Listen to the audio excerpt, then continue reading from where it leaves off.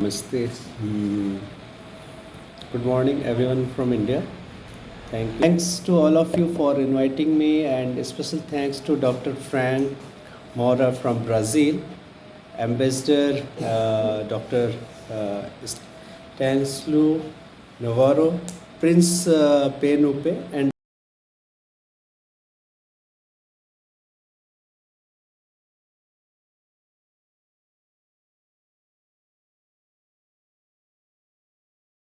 all the dignitaries across the globe.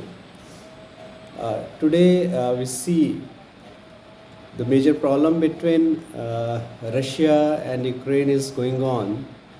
So I divide this subject into 6 basic parts.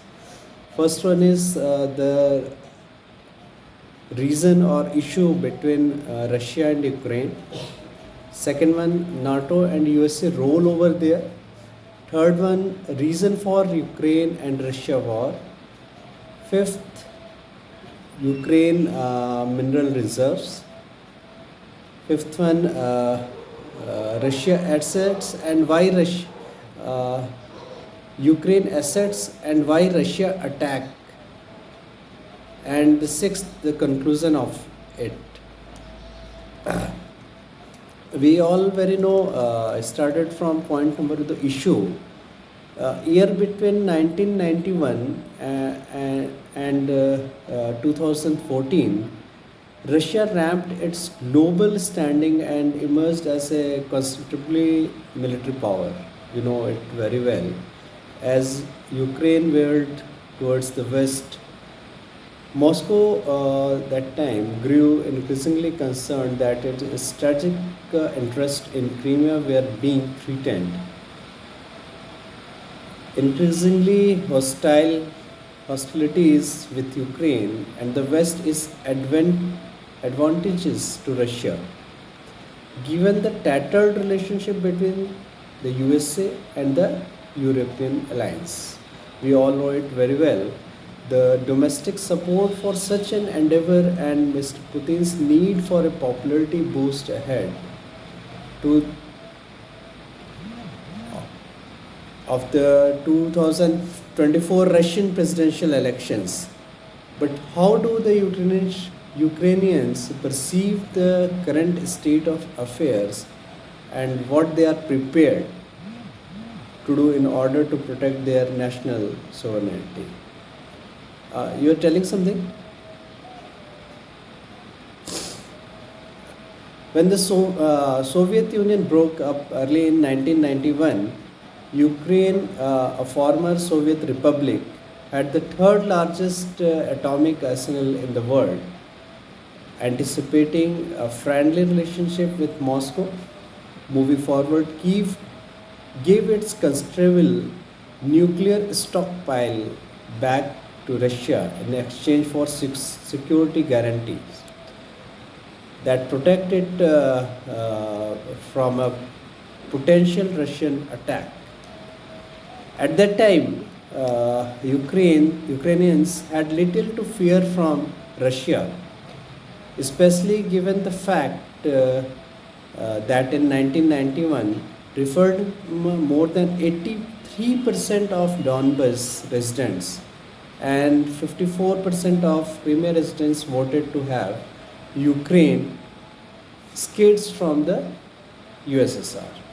Even speaking, Ukrainians overwhelmingly supported Ukraine's independence and follow years of military and economic decline during the Cold War. Russians seem to be a toothless power on the international age. We all very well known about this issue that happened worldwide. However, between then and 2014, Russia ramped up its global standing and emerged as a considerable military power once again.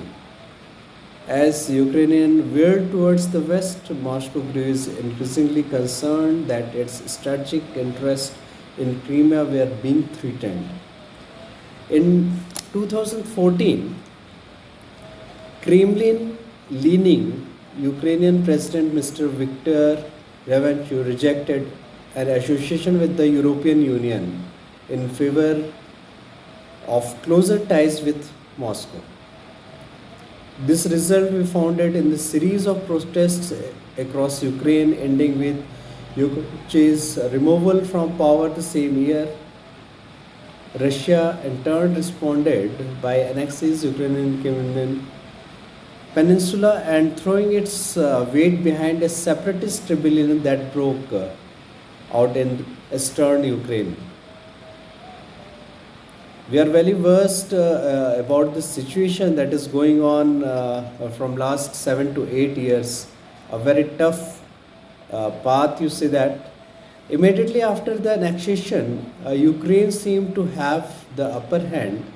In response, Russia was forced to send a large part of its regular troops to Donbas in eastern Ukraine, succeeding in causing huge casualties in the Ukrainian side, but ultimately following to capture Donetsk and Luhansk region. Immediately after that annexion, Ukraine seemed to have the upper hand.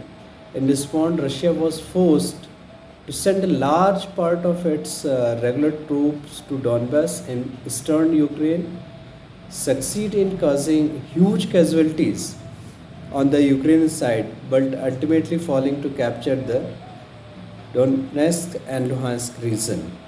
We are very well versed with all these scenarios, but when we are talking about the exact issues, in the show of the compromise, Ukraine and Russia adopted the Minsk Agreement in 2015, which stipulated that Russia must remove all its troops and machinery from Ukraine in exchange for Kyiv agreeing to hold special elections in Donbass. According to Ukrainian journalist Mr. Oyo Vorozhveld, who spoke with Indian Express at that moment, Ukraine has held up its side of the bargain, even though Russia has not. The Minsk agreement established in a ceasefire, and while Ukrainian soldiers have defended themselves, they have actively attacked Russian soldiers or separatists, which are separated or which are just against the Russians. And the second point we are discussing what is the NATO and USA role over there. Russia-Ukraine conflicts that we are very well known. It's very tough days were going on in Ukraine. Neither Ukraine or Russia is a member of NATO, but yet our nation is thought to be behind the crisis. Russia-Ukraine conflict and NATO, this is North Atlantic Treaty Organization, was established the Second World War. The main aim of the organization was to rebuild European economic and assure their security. For this, han recurrido a la medicina natural y también comentó de que los temas de coronavirus en la India son muy bajos y que definitivamente es un convencido de que tanto la medicina tradicional como la medicina natural tienen que ir de la mano. Eso es a grandes rasgos, eso es lo que está comentando, y posiblemente dentro de la medicina natural hay plantas similares con las de Latinoamérica que de repente tienen diferentes nombres y que son de mucho uso en su país. Let's continue, Dr. Akhilesh.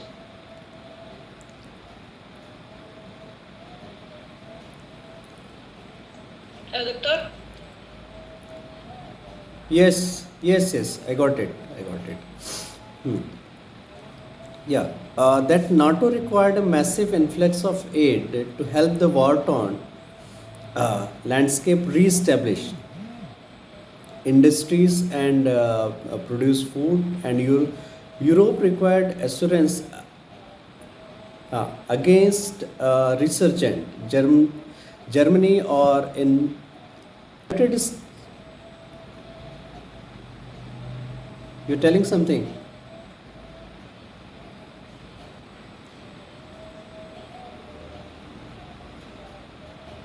The United States view an economically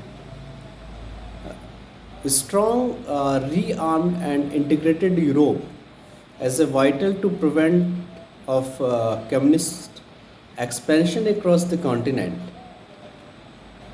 Communist ideology emerged from Soviet Union, while capitalist ideology was supported by the United States of America.